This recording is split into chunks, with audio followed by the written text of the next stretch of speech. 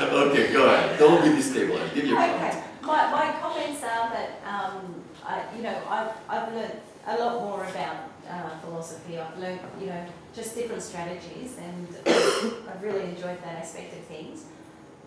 And I would like to add that what I recall you saying at the beginning of the session, or maybe towards the end actually, it was to allow people to be who they are. But, oh, did I say but? Don't worry.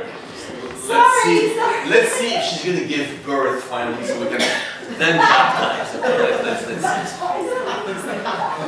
It's I grew up in Quebec, and that's the expression they have. Can you give birth and then finally baptize? It's very Catholic.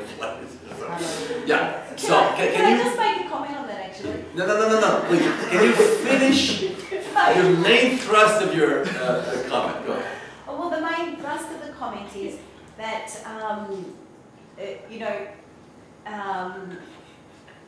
when people are passionate about something, and I'm very passionate about things, when you're trying to settle them down, so it's going against what was said originally.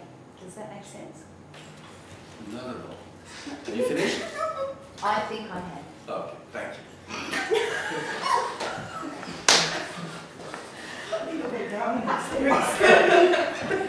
Okay, it's been hard work. Does anybody have a comment or a question? There, yeah? Melissa, perhaps. What? I'll take that back. Yeah, okay. I think we all felt a level of frustration there that was useful for your demonstration of what a classroom could look like. But I agree with Kerry in that the exercise did call a lot of memory before lunch, and I think that was useful to your example, but it's about again. We felt frustrated, and that was more feeding what you wanted to show us. So I think it was for good reason. Oh, yeah. Okay.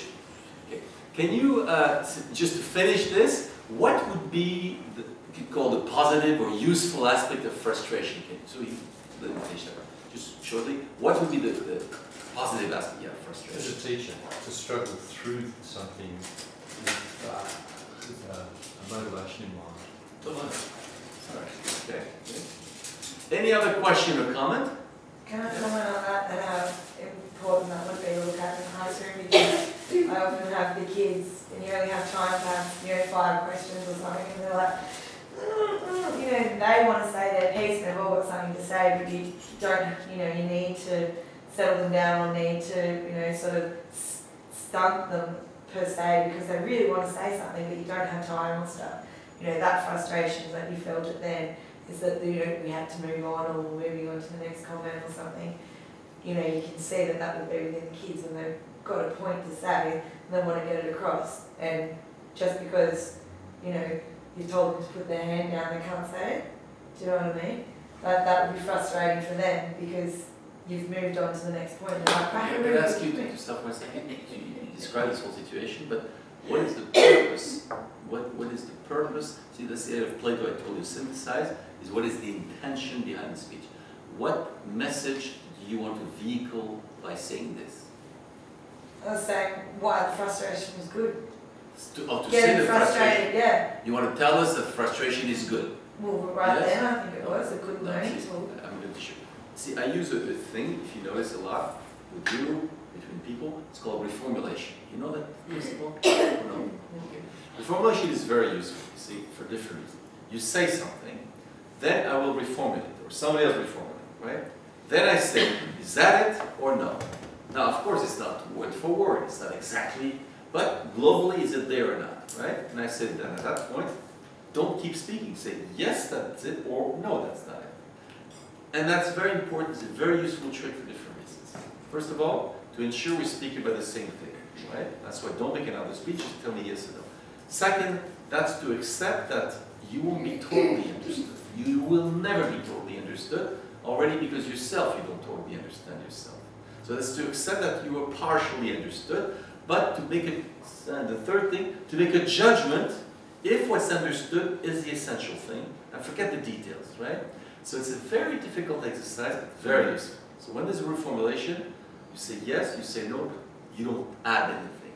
If it's say no, you know, that means there's something either fundamental missing or something fundamental that has been betrayed. If no, then you say yes. All right? Yes? So, you're saying that frustration is good. Yes. Can you just add one thing? What is good about frustration? In a short. That's not what I'm saying. Stop it. You see what happens? I know. No, don't take it easy. Just enjoy the situation. Do you see the problem now? That's exactly what reformulation is all about. Yes? To propose a finite proposition to the person that says, do you sign it? If you sign it, then I take it and I go one step further. And then you cannot say that's not what I meant because you accepted the reformulation. Too late. Like in football, you can say, oh, bring the ball back, that's not what I meant. No? You see this in football? Yeah, you do this, now see your rule, bring the ball back? Okay. So that's okay. That's okay. So, did you want to tell us frustration is good, yes or no? No. No. So why did you say yes before? Frustration was good. No, why In did you this say situation. yes before? Well, there was only two choices. Yes. Do you like that? No. No. How many toys you want for Christmas? Yeah? Huh? Is that what the kids are doing too? Yeah. They want lots? Yeah. Right. You get tired? Tires you out? No? You'll be 50 next year with this, right? Yeah? Terrible, right? That's to learn finiteness. To learn to be, it's finite, you know? And the world cannot be there just to provide what we want. Yes? And when all the kids go like this, say, okay, first emergency, no emergency. We stop everything. Calm down. Relax, you know? Nothing, right? And this pure, it has nothing to do with thinking. It has to do purely with showing you exist. Whoa, what's going on? Are you sick? Have asthma? You know, or something. Or you go to, when I go to Africa, you know, they go, that's another thing. You know, say, woo, what's going on here? You know? So here, I tell them, in France, you do this when you want the drink at the bar. You want a drink? Whiskey? You know? So, just first emergency, no emergency. Yes. But the problem for the teacher to do this, that means he has to be in non-emergency. But often the teacher operates in emergency from the moment he wakes up till the moment he's going back home and he says, oh, I'm exhausted. Of course, you know, just stop the emergency. You like that? Yeah. Easy? It's easy? Yes. Yes? You have an easy time doing this? Do I believe you? Yes. Yes? Look again. So, yeah. So, frustration means that indeed you have to be here now. Stop. No more desire, no more wishes. You know, the Chinese say, the wise man has no desires. You like that? Yes? You're Chinese? Yes. Yes? I believe you. Okay. So that's important to the kids, because then you can think. But of course, you know, it's always like everything else. You say, well, how about if I have no desire? In a pedagogical situation, the interest of it. Any other question or comment? I have a comment, sort of thought about what Kerry said before about how you said you've got to be yourself, but then you're forcing us not to be ourselves. I think on the face of that's sort of true, but it's, I think, by forcing us to strip away all the weasel language and the ways that we interact, forces us to project a truer version of ourselves to other people, maybe. So what we present as a true self is actually a false self, right? Yeah. It's the one we think we have to give to society, the persona, you know, the Greek, the persona, the mask, right? That we think we have to give. Yes, and indeed there's a lot of that. And we see a lot with children, you know, what they view as the politically or philosophically correct, you know, that they have to give. I'm a good boy. And it always takes time before you get them to go out, because they're so used in class to give a good image. And in fact, the kids that have a problem with the philosophy work are the good students. They're so used to it. If he asks me a question, it must be the good answer. But since I didn't hear the good answer, there's something wrong here. So he's not saying anything, right?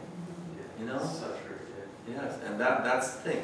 And the good students have a problem with this exercise, you know? They're used to decode. You do the slices twitch in your eye, and they know what you want. They're wicked, you know? They're wicked. They know exactly. So, you know, something they'll figure out. That's why, let's see, you have to be poker face when you do this kind of exercise, you know? Poker face, right?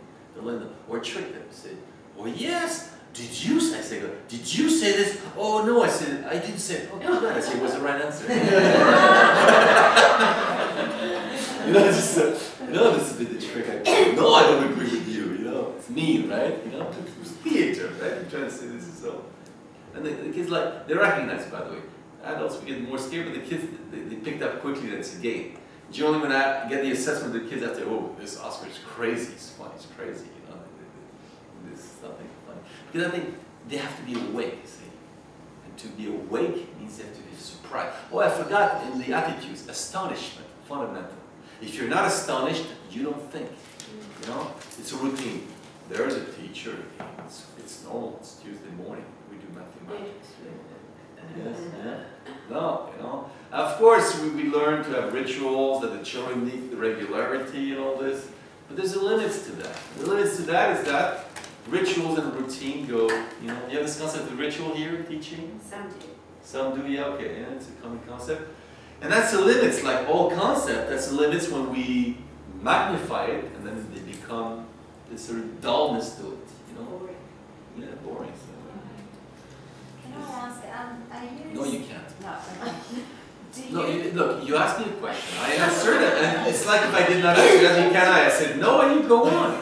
So then don't ask me a question if you want to impose yourself on the group. Don't ask it. Just say, I want to say something. You like that? Yes, I do. Why do you lie all the time? So, you want to ask a question or you want to make a statement? No, I want to ask you a question. It's different. A real one this A time? real one. Okay, go ahead. Is this the way you run your philosophy sessions, where the teacher is, you know, predominant in the group? Not at all. Did I answer your question? Yes. Okay. So, anybody else has a question or a comment? You don't look happy. Hey, you okay? No, okay, you're fine. Then, is there a question? No, I'm thinking. Okay. Is there a question or comment? But actually, this deserves a little bit more. I cannot be nasty all the time.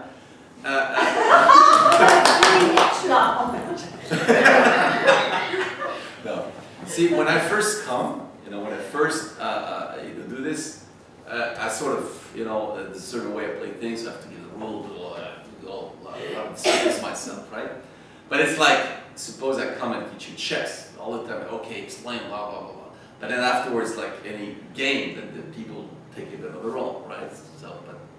So as time go along, the idea that the teacher gets more self-effacing because the kids get some of the point. There's something that become integrated, then you know kids do this. For example, a very simple example: the idea one should not answer a question if there's no question, right? I have to say it here. Although some people pick that up, but then the kids get that. You know, if a kid said you know what, you would. So when I say oh, then he asks the question. So you know, it's you know, it's kind of thing. Or if one he asks a question, instead of if he thinks not a question, he will not answer. He says, this is not a question, right? But this needs a bit of training. So, but today I said, is this a question? Is this not a question? If it's a question, you answer. Not a question, don't answer, right? So then this becomes critical thinking sets in. So there are reflexes that sort of set in. So therefore, the teacher becomes less, right? Does that reassure you? Yes. I just thought it was a bit too much. Okay, so, any other question? Well, let me give you a little thing, as well, practical thing, about telling a story. I use a lot as well stories. I didn't tell you so much. I talked about it here. But for example, children very small, people working here in kindergarten. So I'll tell you the story about the princess and the dragon, you know, the knight that saves the princess from the dragon. So we got the story, then okay. The kids, okay, every one of us is going to choose a character that he likes, or it could be one he doesn't like, right? So, the little boy says, oh, okay, everybody choose them. The boy says, I like the night. Okay, now, why do you like the night? Then he has to look at the story why he likes the night, clarify, okay. Because he saved the princess, right? That's argumentation. Then conceptualization, okay? What's the conceptualizing question? When you say this, what are you saying about the night, right? When you say you like the night because you saved the princess, what are you saying about him? So, what is he saying about the night? The night is honorable, for example, right? But you think the night, would you use the same adjective as him or no? No. Okay. It leaves you speechless, my story. Okay. Which adjective would you use instead of honorable? The night is?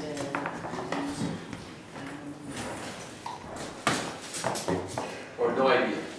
No idea. The night is? Brave. Okay. Honorable or brave? Ah, problem. Is the night honorable or brave? Right? So the kids produce their own adjectives, and then we're going to work on the conceptual difference. Is the night honorable? So we go in the text, use the text, we use their definition of honorable and brave, and we'll see which one seems more appropriate, right? So that's an example. I can use a very simple story, ask them to give arguments, and then produce concept and examine concept, right? So that's a very simple scheme you can use, right? Question, comments? Yes? I'm just in this group has actually done empathy with VAPS, it's actually done some training. Raise your hand. That's good. Yeah, I mean, say everyone doing it. Yeah. I wonder if from you people whether you find anything inconsistent between what you've learned in your own practice in the classroom now and the work that Oscar's doing. Can you speak louder? Because I wonder whether you people find any inconsistencies between the way Oscar works and the way you've learned to work through practicing PVC. Jenna wants to know if we're going to stay friends or no. Yeah. Has he undone all the good work we've done? No. Anyone? Yeah, I don't mind. I would say this, I've done all the good work. What I would say is, I think working with you today, it's kind of highlighted the skill level that we need to teach students, which, you sort of learned the process when we did the training and how we might introduce it, what ways you might.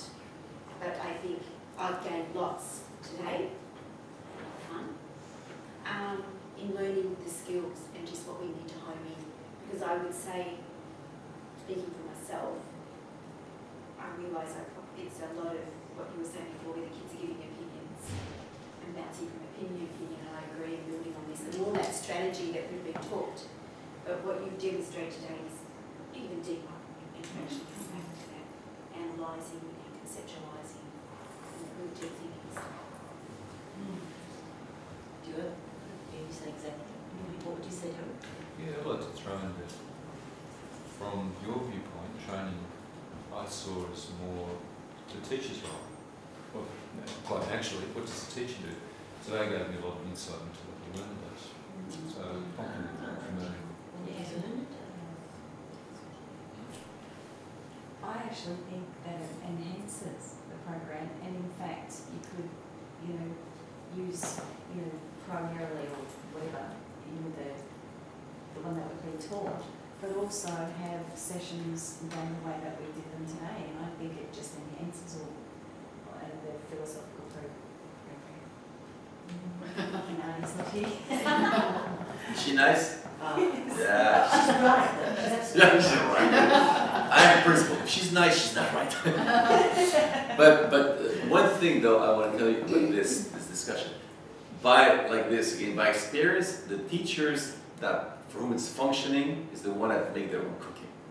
So anyway, so even if things would be disparate in the absolute, which I don't think they are, with what's being said, I think that's a teacher that doesn't say, okay, now it's normal that you say I'm gonna imitate this or that. It's no problem with this. But in general, the way it works is one, he will take things there, he does his little shopping, this, and he'll adapt to what he is, what he does. I'll give you an example, because I make a lot of stupid jokes, as you've noticed. And some teacher, once again, she says, I have a problem. So what's your problem? I cannot make a joke. I said, well, who cares? You don't need my haircut either, I said.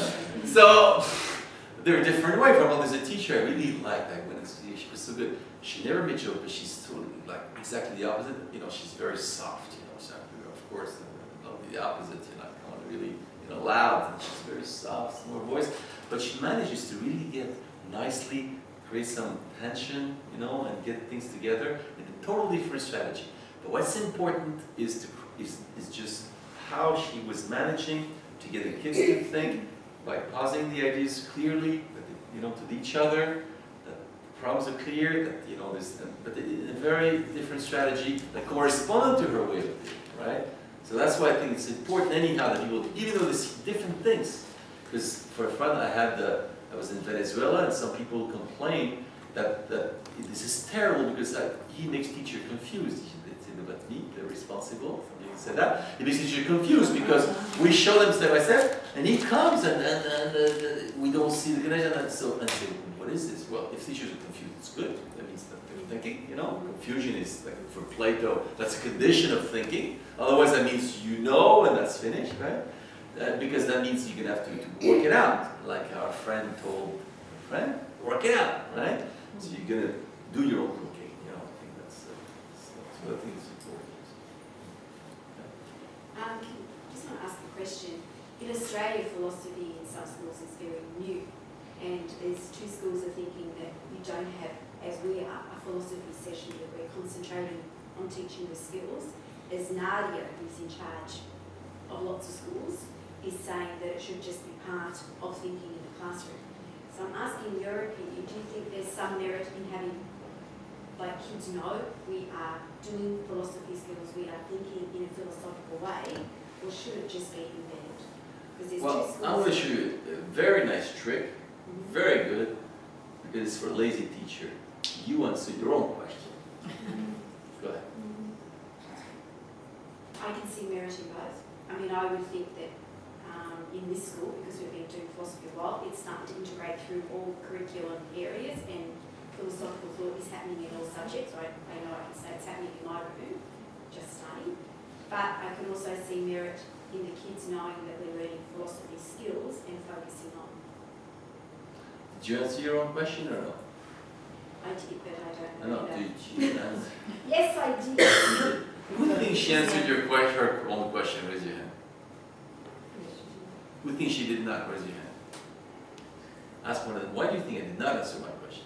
Jeanette, why do you think I did not answer my question? I think you wanted to decide which, and you just presented the arguments for both of them, but you really want to make a decision, so. Is that what I hope? Oh, sorry. What was it? Did you listen? Yes. Did you understand? Yes. Is she right or wrong? No.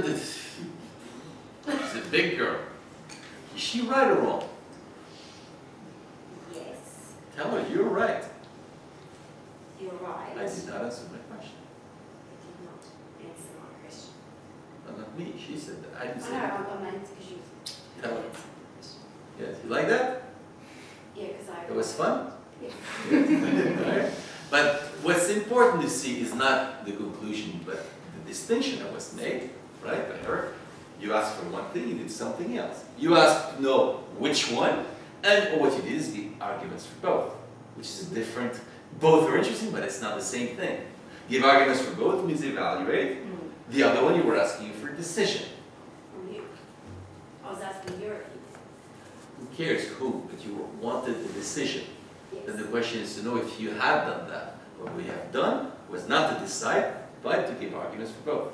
You see the difference? Yes? The difference of position. And once you stand out, now what are you took part. Yeah? Isn't that nice? Okay, that's the sign. Do you want to marry me? Okay. No, I know. God, that's not like That's sorry, that's a no. That's a no. But to make all the time, that's what to send back. Get those distinctions all the time. And little by little we clarify where we are, because there it's not only what you say, but where you are. You know, we're not in the same situation. We decide and we evaluate both. Plato would say one is a king's position, the one is a philosopher's position. Philosopher is the one that problematizes, looks at both sides. The king, he decides. Yeah? It's very important. These two very important functions in the state and in the mind, because you're both a king and a philosopher. You happy to know this? I do now. All right. Anything else? Okay. I have a website, by the way. You look at my name. You know if you know how my name spells. Brenifier. You know. Yeah, if you have it. P-R-E. N-I-F. N-I-F. Is it a double N somewhere? F-I-E-R. That's it, I've got it. Is it P-R-E? Yeah, B. Brenifier. F-I-E-R. .com. .com. .com. You have some text in English. Look at the English section. There's two I's. What? I'll just B-R-E-N-I-F-I-E-R Brenifier.com. And you have some text, but you have some videos as well for fun of consultation. By the way, while I'm here, I'm also interested when I go to some country, if some people want to do some individual consultation for 1 hour, plus I film it and you have the film. If somebody wants, you can ask me. You want to know why you're not happy? Even, I don't know, if people are gone, I was just proposing to do it in the afternoon, but you're closing the school. We are. We're in holiday. But if somebody wants, you can ask me. The other thing is, I'm having this one-day seminar on Monday, a whole one-day seminar, if you're interested. Statewide Resource Centre. From 9 to 4, yes? Yes, from 9 to 4. People have to register, or they just come like that? There is money to pay. Ooh. That's good. Pay on the doorstep. $20. Very. God, I'm that cheap? There's a lot of people. And on Saturday night, you can have it for free. Now that's I've heard that before. Thanks Philosophy Cafe, which is just in Lygon Street. Oh, is it? No, that's tonight. No, that's Tomorrow night. Dante's tonight. Dante's, but you pay for a meal. Tomorrow night, Thanks Philosophy Cafe at the end of Lygon Street. Then there's a two-day conference, which no one's going to. The Thanks is 7:30 to 9:30. And the number, I can't give you the number of the address, it's on the web anyway. Look, But everything's on the website, right? Everything's on the website. So give the website name. Yeah, so these events that you organised, not just by FAPS, but FAPS is the national.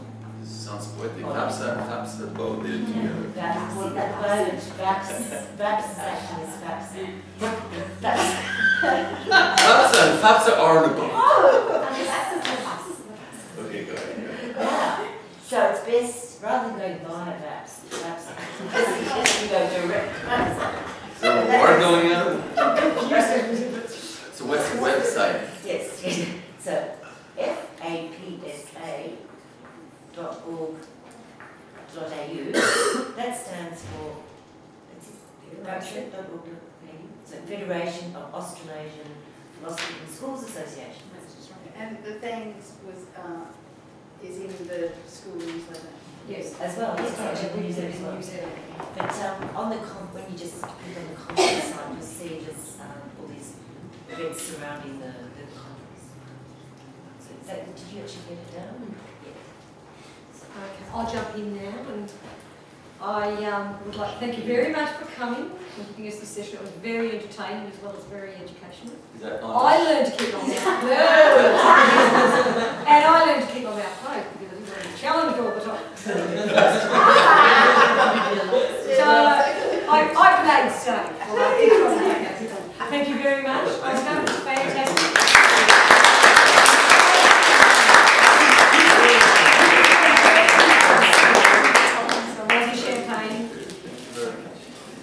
Before we break for lunch, I think lunch will be ready in the next room. It's in the Italian room. Is it next to next? Next to next. It's your definition. Oh, that's And if anybody reads French or Korean, I have some books.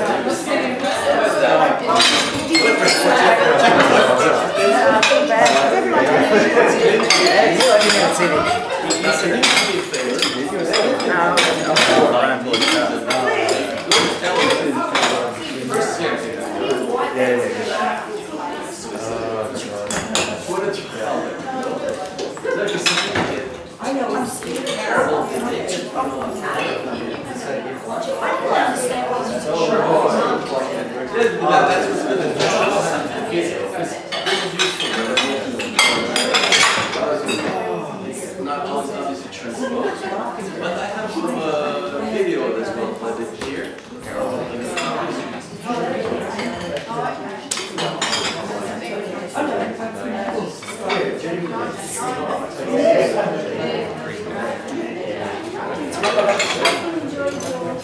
No, but I won't put it up, but I'll give you some of the Australian things. I will give you what I